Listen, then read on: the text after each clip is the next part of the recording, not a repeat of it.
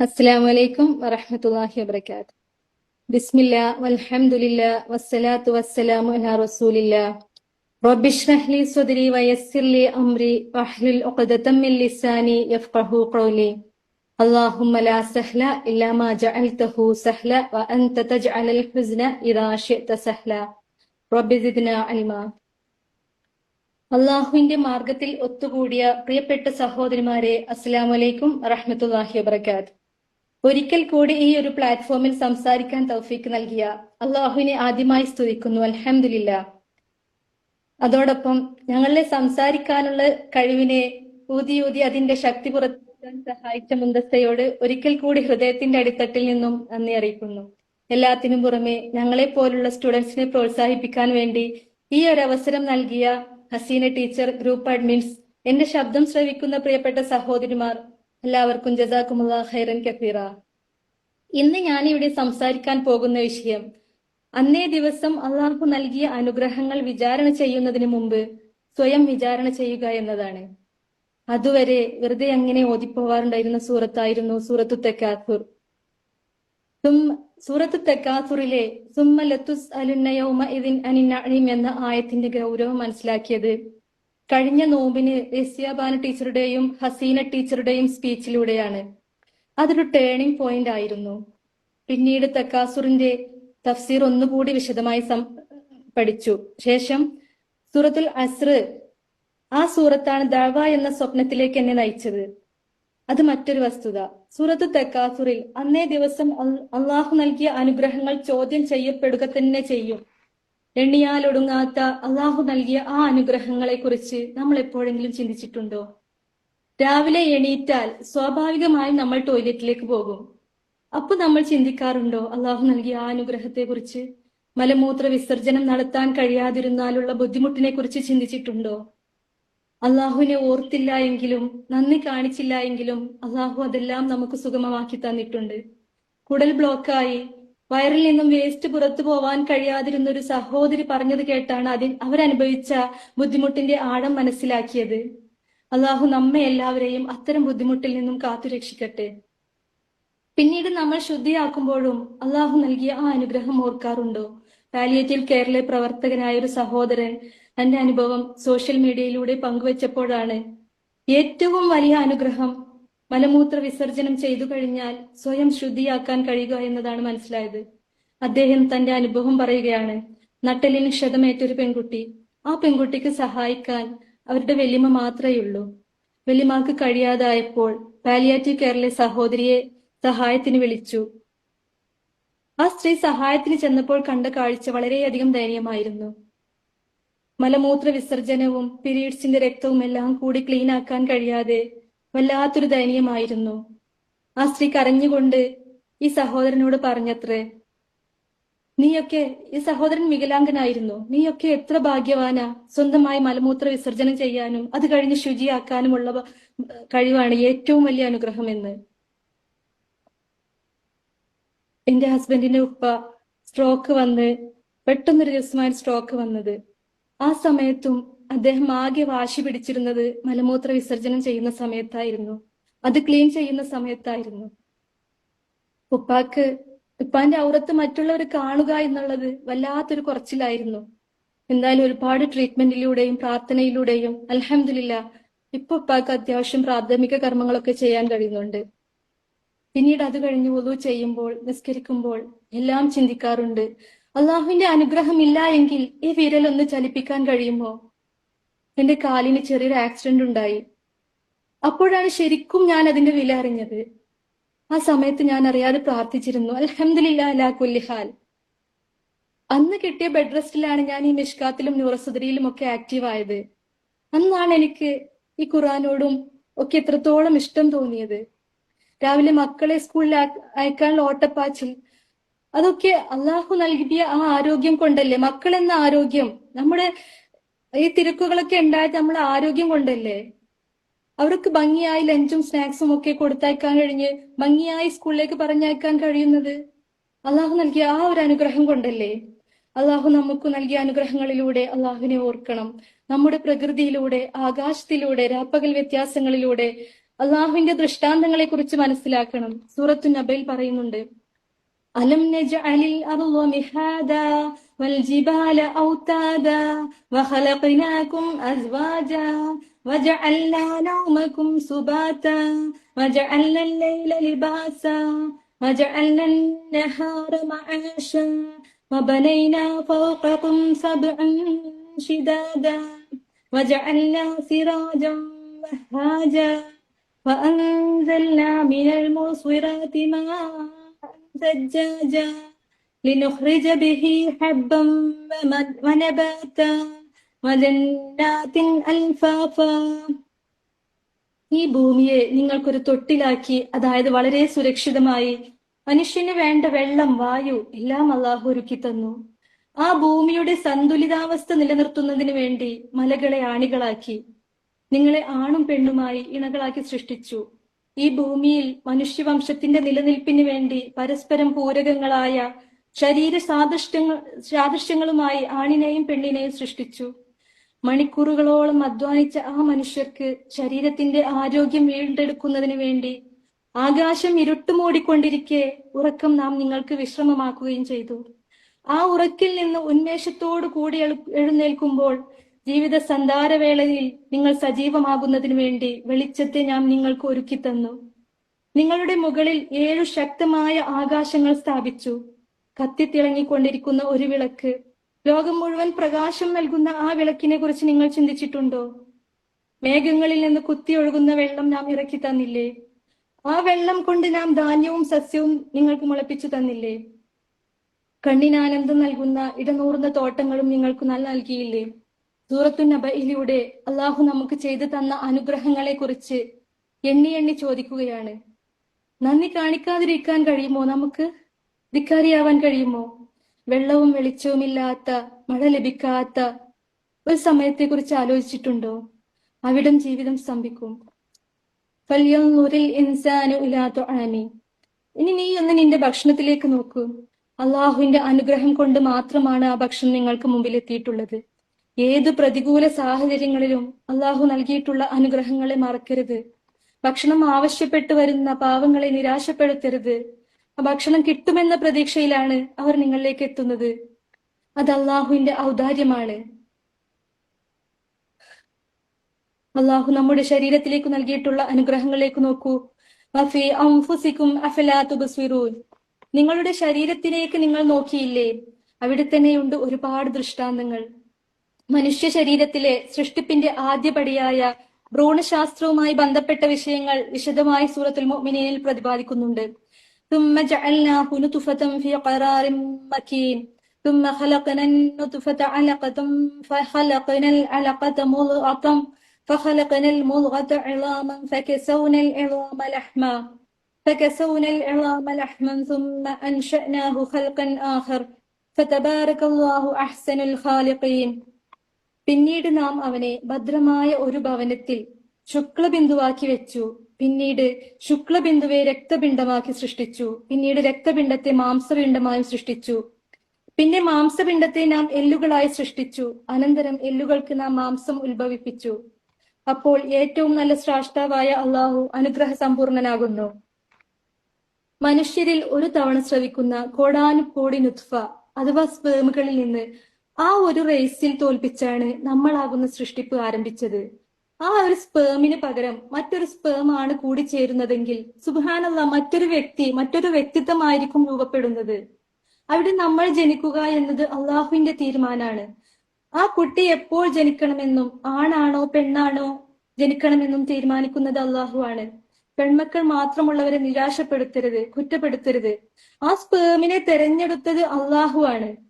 അങ്ങനെ ആ സ്പേം അണ്ടമായി കൂടിച്ചേർന്ന് യൂട്രസ് എന്ന ഒരു പിയറിന്റെ അത്ര അല്ലെങ്കിൽ ഒരു ക്രിക്കറ്റ് ബോളിന്റെ അത്ര വലിപ്പമുള്ള യൂട്രസിൽ അമ്നിയോട്ടിക് ഫ്ലൂയിഡ് എന്ന ദ്രാവകത്തിൽ ആ ഭ്രൂണം ഭദ്രമായി നിക്ഷേപിക്കപ്പെടുന്നു. ആ ചെറിയ യൂട്രസ് ആണ് പിന്നീട് കുട്ടിയുടെ വളർച്ചയ്ക്കനുസരിച്ച് വലുതാകുന്നത്. പിന്നീട് ആ ഭ്രൂണം രക്തപിണ്ഡമായി, മാംസപിണ്ഡമായി, പിന്നീട് അസ്ഥികൂടത്താൽ മാംസം ധരിപ്പിച്ച മറ്റൊരു സൃഷ്ടിയായി ഉത്ഭവിപ്പിച്ചു. 1400 വർഷങ്ങൾക്ക് മുമ്പ് സ്കാനിംഗ് യന്ത്രങ്ങൾ സങ്കല്പിക്കാൻ കൂടി കഴിയാത്ത ആ കാലഘട്ടത്തിൽ സൃഷ്ടിപ്പിന്റെ ഓരോ ഘട്ടങ്ങളും പരിശുദ്ധ ഖുർആനിൽ വ്യക്തമാക്കിയിട്ടുണ്ട്. സുബ്ഹാനല്ലാഹ്. പ്രശസ്ത ശാസ്ത്രജ്ഞൻ റിച്ചാർഡ് ഡോക്കിൻസ് അസാധാരണമായ ഒരു ആസൂത്രികന്റെ സൃഷ്ടി നൈപുണ്യത്തിലേക്കാണ് ഇതിൽ നിന്നെല്ലാം വിരൽ ചൂണ്ടുന്നത്.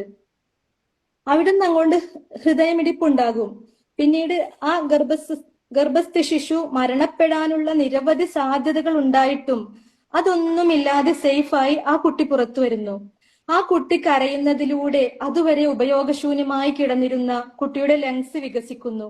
അതുവഴി ശ്വസിക്കുന്നതും പിന്നീട് ജനിച്ചു വീണ ഈ കുട്ടി അമ്മയുമായി ചേർത്ത് വെക്കുന്നതിലൂടെ ബോണ്ടിങ് ഹോർമോണായ ഓക്സിടോക്സിന്റെ അളവ് കൂടുകയും അമ്മയുടെ പാലുൽപാദനം കൂടുകയും ചെയ്യുന്നു. നമ്മുടെ പഞ്ചേന്ദ്രിയങ്ങളിൽ ഒന്നായ സ്കിന്നിന്റെ പ്രവർത്തനം ഇവിടെയാണ് തുടങ്ങുന്നത്. ആ ഒരു ചേർത്ത് പിടിക്കുന്നതിലൂടെ ഗർഭപാത്രത്തിൽ നിന്നും പുറത്തു വരുന്ന കുട്ടിയുടെ സുരക്ഷിതത്വം ഉറപ്പാക്കാനും കുട്ടിയുടെ മാനസികവും ശാരീരികവുമായ വളർച്ചയ്ക്കും ഉമ്മയുമായുള്ള ബോണ്ട് ശക്തിപ്പെടുത്താനും സാധിക്കുന്നു.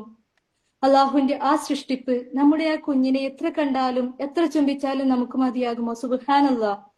സ്കിന്നിലൂടെ നമ്മുടെ ശരീരത്തിൽ നടക്കുന്ന മറ്റൊരു പ്രവർത്തനമാണ് റിഫ്ലെക്സ് ആക്ഷൻ.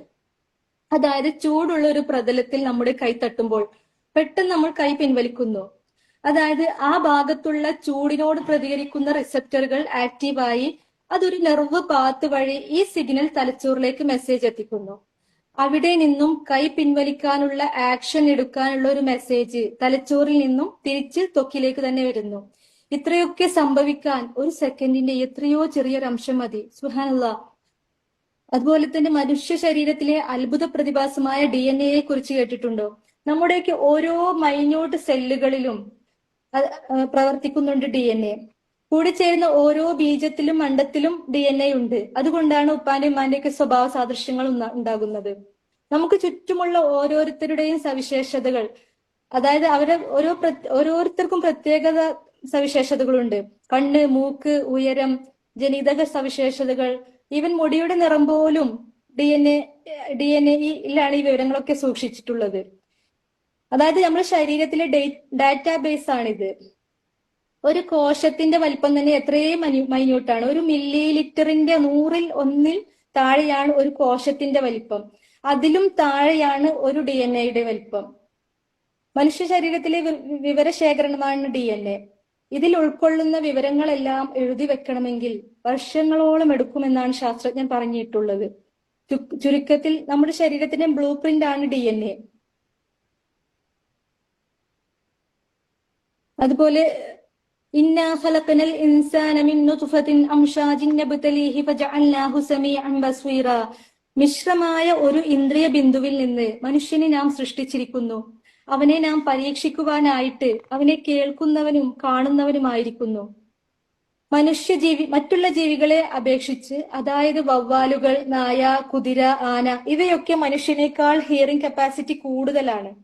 അതുപോലെ മനുഷ്യനെങ്ങാനും പരുന്തിന്റെ കാഴ്ചയാണ് കിട്ടിയിരുന്നെങ്കിൽ, അതായത് ഈഗിൾ വിഷനാണ് കിട്ടിയിരുന്നെങ്കിൽ, ഒരു 10 നില കെട്ടിടത്തിന് മുകളിൽ നിന്നും നോക്കിയാൽ താഴെ ഒരു ഉറുമ്പരിക്കുന്നത് വ്യക്തമായി കാണാമെന്നതാണ്. എങ്കിലും മനുഷ്യന്റെ കേൾവിയും കാഴ്ചയും ഇതര ജീവിയിൽ നിന്നും വ്യത്യസ്തമാക്കുന്നത് അവർ അതിന്റെ ആശയം ഗ്രഹിക്കുന്നതിലൂടെയാണ്. ഒരു വാക്കിൽ നിന്നും വലിയൊരു ആശയം ഗ്രഹിക്കുക എന്ന മഹത്തായ അനുഗ്രഹം അത് മനുഷ്യന് മാത്രമേ നൽകിയിട്ടുള്ളൂ. ഉദാഹരണത്തിന് ആയിഷ മാം, അസീന ടീച്ചർ ഇവരൊക്കെ ഒരു ആയത്ത് മനസ്സിലാക്കുന്നതും വിശദമാക്കുന്നതും അത് മറ്റുള്ളവരിൽ ചെലുത്തുന്ന സ്വാധീനവും അത് എത്രത്തോളം മഹത്തരമാണ്. വെറും 28 ഗ്രാം ഭാരം മാത്രമുള്ള നമ്മുടെ കണ്ണിന്റെ പവർ അത് അത്യാധുനിക ക്യാമറകളെ വെല്ലുന്ന രീതിയിൽ അതിസങ്കീർണമായാണ് അള്ളാഹു സംവിധാനിച്ചിട്ടുള്ളത്. ഇപ്പൊ വിരലടയാളത്തെക്കാൾ സേഫാണ് കണ്ണിന്റെ അടയാളം. ലോകത്തിലെ ഓരോ മനുഷ്യരുടെയും കണ്ണിന്റെ അടയാളം, കണ്ണിലെ രക്തധമനികളുടെ പാറ്റേൺ വ്യത്യസ്തമാണ്. സുബ്ഹാനല്ലാഹ്. അതുകൊണ്ട് തന്നെ അള്ളാഹു നമുക്ക് അനുഗ്രഹിച്ചു നൽകിയ ഈ കേൾവി അത് ഹറാമായത് കേൾക്കാനിടയാവരുത്, കാണാൻ വേണ്ടിയാകരുത്, സംസാരിക്കാൻ വേണ്ടിയാകരുത്. അതുപോലെ നമ്മുടെ നാവും തന്നെ ഉമിനീരുള്ളത് കൊണ്ടാണ് നമ്മുടെ നാവ് എപ്പോഴും സോഫ്റ്റ് ആയിരിക്കുന്നത്. അതുകൊണ്ടാണ് നമുക്ക് ഫ്ലുവന്റ് ആയി സംസാരിക്കാൻ കഴിയുന്നത്. ഇതൊക്കെ അള്ളാഹു നൽകിയ അനുഗ്രഹമാണ്. ആ ഉമിനീരില്ല എങ്കിൽ നമുക്ക് ഇത്ര നന്നായി സംസാരിക്കാൻ കഴിയുമായിരുന്നില്ല. ഇനി നമ്മുടെ ശരീരത്തിലെ ഇന്റേണൽ ഓർഗൻസിലേക്ക് നോക്കുമ്പോൾ അവിടെയും കാണാം അള്ളാഹുവിന്റെ അനുഗ്രഹങ്ങൾ. നമ്മുടെ കൈപ്പത്തി ചുരുട്ടിയാൽ, അതായത് മുഷ്ടിയുടെ അത്ര വലിപ്പമുള്ള ഹൃദയമാണ് ഒരു മിനിറ്റിൽ 5 ലിറ്റർ ബ്ലഡ് പമ്പ് ചെയ്യുന്നത്. ഒരു മിനിറ്റിൽ 70 തവണ നോർമലായി മിടിക്കുന്നുണ്ട്. ഒരു ദിവസം 1,00,000-ലധികം തവണ ഹൃദയം മിടിക്കുന്നുണ്ട്. കാലിന്റെ പെരുവിരൽ മുതൽ തലച്ചോറ് വരെ രക്തം പമ്പ് ചെയ്യുന്ന ഹൃദയം നീട്ടിവെച്ചാൽ 1,00,000 കിലോമീറ്റർ വരെ നീളമുള്ള രക്തക്കുഴലുകളിലേക്കാണ് ബ്ലഡ് പമ്പ് ചെയ്യുന്നത്. ഇതിൽ 20% ബ്ലഡും ഓക്സിജനും ബ്രെയിനാണ് കൊണ്ടുപോകുന്നത്. നമ്മൾ ചെയ്യുന്ന എല്ലാ കാര്യങ്ങളും നിയന്ത്രിക്കുന്നത് ബ്രെയിനാണ്. നമ്മൾ കൈകാലുകൾ ചലിപ്പിക്കുന്നത്, ശരീരത്തിലെ ഓരോ പേശികളും എങ്ങനെ പ്രവർത്തിക്കണം എന്നും ബ്രെയിൻ മെസ്സേജ് ചെയ്യുന്നു. കണ്ണുകൾ കാണുന്ന വിവരങ്ങൾ ബ്രെയിനിൽ നിന്ന് സ്റ്റുഡിയോയിലൂടെയാണ് ചിത്രങ്ങളാക്കി മാറ്റുന്നത്. കേൾക്കുന്ന ശബ്ദങ്ങളെ തിരിച്ചറിയുന്നു. പഴയതും പുതിയതുമായ ഓർമ്മകൾ ഉണ്ടാക്കുന്നതും ബ്രെയിനാണ്. ഇനി ഈ ഹൃദയം പമ്പ് ചെയ്യുന്ന ബ്ലഡ് കിഡ്നിയിലൂടെ കടന്നു പോകുമ്പോൾ അവിടെ ഒരു മാലിന്യ നിർമ്മാർജ്ജന പ്ലാന്റ് പോലെ പ്രവർത്തിച്ച് രക്തം ശുദ്ധീകരിക്കുന്നു. ഓരോ കിഡ്നിയിലുമുള്ള ലക്ഷക്കണക്കിന് നെഫ്രോണുകൾ രാപ്പകൽ പ്രവർത്തിച്ചാണ് രക്തം ഫിൽട്ടർ ചെയ്യുന്നത്. ഈ കിഡ്നിയുടെ പ്രവർത്തനം വീക്കാകുമ്പോഴാണ് ഡയാലിസിസ് ചെയ്യുന്നത്. കിഡ്നി വീക്കായാൽ മാലിന്യങ്ങൾ നീക്കം ചെയ്യാൻ കഴിയില്ല. ശരീരത്തിൽ നീര് വരും, ചൊറിച്ചിൽ വരും. എന്റെ വെല്ലിപ്പാക്കും വെല്ലിമാക്കും ഡയാലിസ് ചെയ്തിരുന്നു. എനിക്കറിയാം അവരനുഭവിച്ചിരുന്ന ബുദ്ധിമുട്ടുകൾ. ആർത്തിയോടെ ഞാൻ വെള്ളം കുടിക്കുമ്പോൾ ഞാൻ എന്റെ വെല്ലിപ്പാനെ കുറിച്ചാണ് ഓർക്കാറുള്ളത്. എന്റെ വെല്ലിപ്പാക്ക് ആകെ 3 ഗ്ലാസ് വെള്ളം മാത്രമേ കുടിക്കാൻ പറ്റുള്ളൂ. അള്ളാഹു അവർക്ക് ആയുസ്സിൽ ബർക്കത്തും ആഫിയത്തുള്ള ദീർഘായുസ് നൽകട്ടെ. അതുപോലെ തന്നെ എന്റെ അയൽവാസി 30 ലക്ഷം രൂപ ചെലവഴിച്ച് കിഡ്നി മാറ്റിവെച്ചെങ്കിലും മാറ്റിവെച്ച കിഡ്നിയുമായി അദ്ദേഹത്തിന് ജീവിക്കാൻ ആകെ 1 മാസത്തെ ആയുസേ ഉണ്ടായിരുന്നുള്ളൂ. അള്ളാഹു അവരുടെ ഖബറിടം വിശാലമാക്കട്ടെ. ആ കുടുംബത്തിന് ക്ഷമയും സമാധാനവും നൽകട്ടെ. ഇവിടെയൊക്കെ നാം ചിന്തിക്കേണ്ടതാണ് ശരീരത്തിലെ ഓരോ ഭാഗങ്ങളിലായി അള്ളാഹു നമുക്ക് നൽകിയ അനുഗ്രഹങ്ങളെ കുറിച്ച്. തിരക്കുള്ള ഒരു ഹോസ്പിറ്റലിലെ അത്യാഹിത വിഭാഗത്തിന് മുമ്പിൽ ഒരു 10 മിനിറ്റ് ഇരുന്നാൽ മതി. അള്ളാഹു നമുക്ക് നൽകിയ ആരോഗ്യം എന്ന അനുഗ്രഹത്തിന്റെ വിലയറിയാം. വെന്റിലേറ്ററിൽ കിടക്കുന്ന രോഗിക്ക് ഓക്സിജന് വേണ്ടി ചെലവഴിക്കുന്ന ബില്ല് കണ്ടാൽ ചിന്തിച്ചു നോക്കുക. അള്ളാഹു നമുക്ക് നൽകുന്ന വായുവിന്റെ വില. സീന ടീച്ചർ പറയാറുള്ള ജ്യേഷ്ഠന്റെ മോനെ കുറിച്ച് ഓർക്കുമ്പോൾ അറിയാം. ജീവിതത്തിൽ ഈ ഓട്ടപ്പാച്ചിലുകളൊക്കെ റബ്ബ് നൽകിയ മഹത്തായ അനുഗ്രഹമാണ്. എന്നിട്ടും നമ്മളൊക്കെ ഖലീലമ്മാ തഷ്കുറൂൻ, വളരെ കുറച്ചു മാത്രം നന്ദി ചെയ്യുന്നുള്ളൂ. അസുഖമില്ലാതെ 1 സെക്കൻഡ് ജീവിക്കുക എന്നതാണ് ഏറ്റവും വലിയ അനുഗ്രഹം. എത്രയെത്ര നൂതന ചികിത്സാ സമ്പ്രദായങ്ങൾ ഉണ്ടെങ്കിലും കാശുണ്ടെങ്കിലും ചിലപ്പോഴൊക്കെ മനുഷ്യൻ നിസ്സഹായനാണ്. ഉള്ളു തട്ടി ഞാൻ സുബ്ഹാനല്ലാഹ് എന്ന് പറഞ്ഞത് ഈ ഒരു ടോപ്പിക് പഠിച്ചതിന് ശേഷമാണ്. കുറച്ചു സമയം ചിന്തിച്ചു നോക്കണം അള്ളാഹു നൽകുന്ന ഓരോ അനുഗ്രഹങ്ങളെ കുറിച്ചും. ഇനി ശാരീരികമായ അനുഗ്രഹങ്ങൾക്ക് പുറമെ ജീവിത വിഭവങ്ങൾ കൊണ്ടും അള്ളാഹു നമ്മെ അനുഗ്രഹിച്ചിട്ടുണ്ട്. കനത്ത മഴയിലും ചൂടിലും സേഫായിരിക്കാൻ നല്ല വീട്, കൺകുളിർമയുള്ള ഭർത്താവ്, ലാളിക്കാൻ പൊന്നു മക്കൾ, മാതാപിതാക്കൾ, പരാതിയും പരിഭവവും പറയാൻ സഹോദരങ്ങൾ, എല്ലാം കൊണ്ടും നാം അനുഗ്രഹീതരാണ്. എന്റെ ഇളയ മോൻ ഉറങ്ങി എണീറ്റ് ഉമ്മാന്ന് വിളിച്ചു വരുമ്പോ ഞാൻ ഓർക്കാറുണ്ട് ഗസയിലെ പിഞ്ചു മക്കളെ കുറിച്ച്. അവരെയൊക്കെ മടിയിലിരുത്തി ലാളിക്കാൻ ആരാണുള്ളത്? അനാഥത്വത്തിന്റെ കയ്പുനീരും വിശപ്പിന്റെ കാഠിന്യവും പരീക്ഷിക്കപ്പെടുമ്പോഴും ഫലസ്തീനികളുടെ തവക്കൽ വല്ലാതെ അത്ഭുതപ്പെടുത്തുകയാണ്. അല്ലാഹു അവരുടെ യാതനകൾ മാറ്റിക്കൊടുക്കട്ടെ, ദുരിതങ്ങൾക്ക് അറുതി വരുത്തി കൊടുക്കട്ടെ, ഷഹീദിന്റെ പദവി നൽകി അനുഗ്രഹിക്കട്ടെ. ഭർത്താക്കന്മാരില്ലാത്തവരെ കുറിച്ച് ചിന്തിച്ചിട്ടുണ്ടോ നിങ്ങൾ? വിധവകളുടെ വേദന ഞാൻ അറിഞ്ഞത് എന്റെ ഉമ്മയിലൂടെയാണ്, എന്റെ കൂട്ടുകാരിയിലൂടെയാണ്, എന്റെ അയൽവാസിയിലൂടെയാണ്. അവർക്കൊരു ആവശ്യം വരുമ്പോൾ ആരോടാ ചോദിക്കാനുള്ളത്? അനാഥയുടെ വേദന അറിഞ്ഞത് ഞാൻ എന്റെ ജീവിതത്തിലൂടെയാണ്. മക്കളില്ലാത്തവരുടെ വേദന ഞാൻ അറിഞ്ഞത് എന്റെ ജ്യേഷ്ഠനിലൂടെയാണ്. ചോദിക്കാതെയും പ്രതീക്ഷിക്കാതെയും എനിക്ക് നൽകിയ എന്റെ ഇളയ മോൻ അവന് വല്ലാത്തൊരു അനുഗ്രഹമാണ്.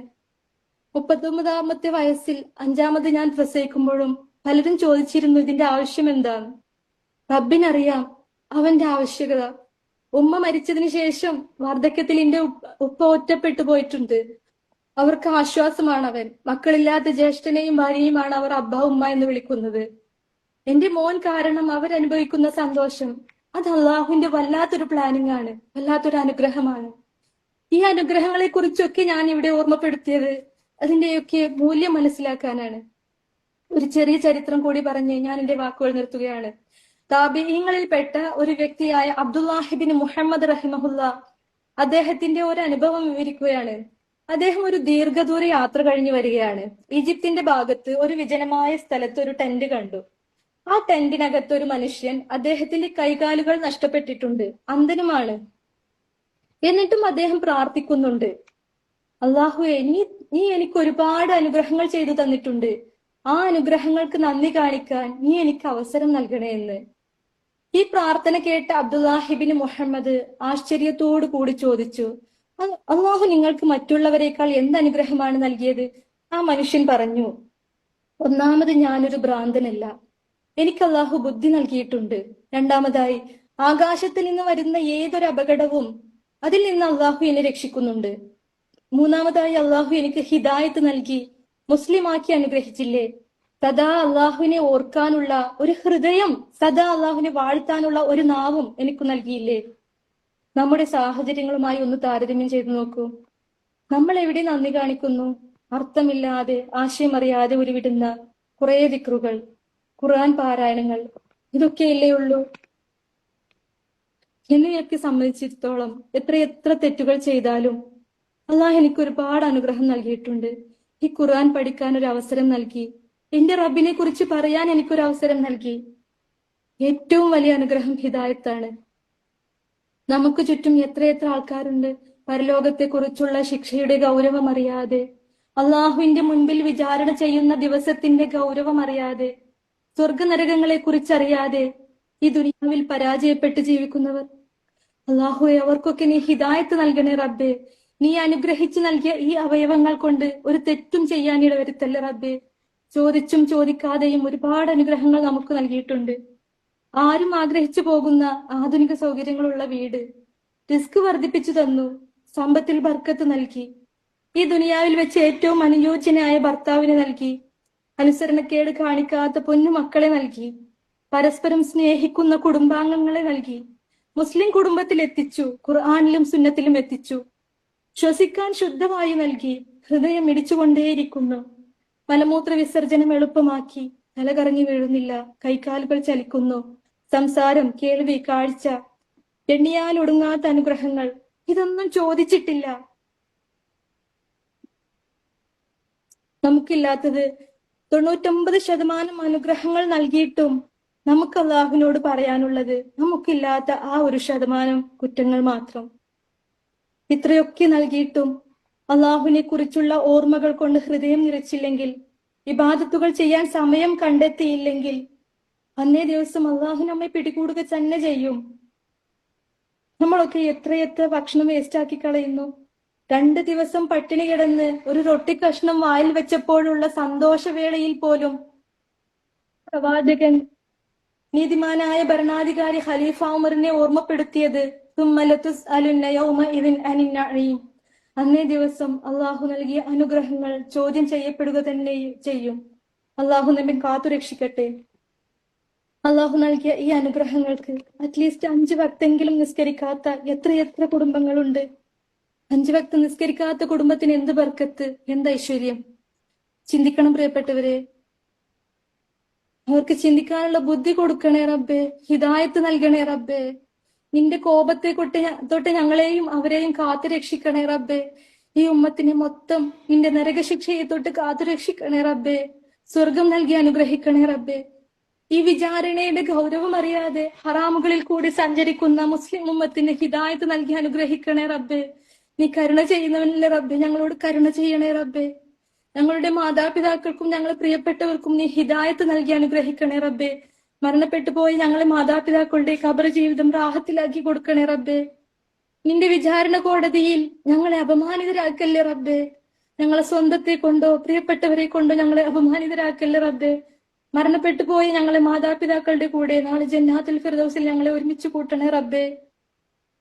എന്റെ പ്രിയപ്പെട്ട കൂട്ടുകാരുടെ മകനെ 2ാമത്തെ തവണയാണ് ക്യാൻസർ ബാധിച്ച് ട്രീറ്റ്മെന്റ് ചെയ്യുന്നത്.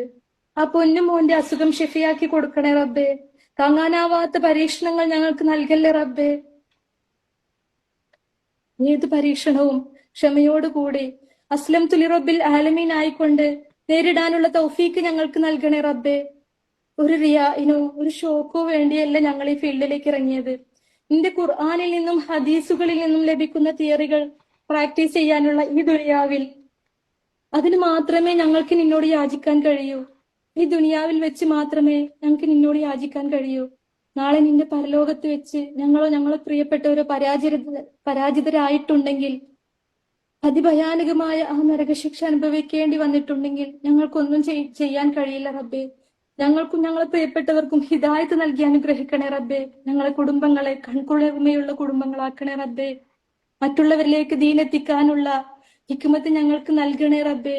താഴ്ഭാഗത്ത് കൂടി അരുവികൾ ഒഴുകുന്ന ജന്നാത്തുൽ ഫിർദൗസിൽ ഞങ്ങളെയും ഞങ്ങളെ കുടുംബങ്ങളെയും ഒരുമിച്ച് കൂട്ടണേ റബ്ബേ. ഈ ദഅവത്തിലൂടെ ഞങ്ങൾക്ക് ലഭിക്കുന്ന സന്തോഷം അത് വല്ലാത്തൊരു ആനന്ദമാണ് റബ്ബേ. അത് മറ്റൊന്നിൽ നിന്നും ജീവിതത്തിൽ ലഭിച്ചിട്ടില്ല റബ്ബേ. മരണം വരെ ഈ ദീനു വേണ്ടി പ്രവർത്തിക്കുന്ന സ്വാലിഹായ അടിമകളുടെ കൂട്ടത്തിൽ ഞങ്ങളെയും ഞങ്ങളെ തലമുറകളെയും ഉൾപ്പെടുത്തണേ റബ്ബേ. ദീനിന്റെ മജ്ലിസിൽ നിന്റെ മലക്കുകളുടെ സാന്നിധ്യമുള്ള ഈ സദസ്സിൽ ഞങ്ങളുടെ പ്രാർത്ഥന തട്ടിക്കളയല്ല റബ്ബേ.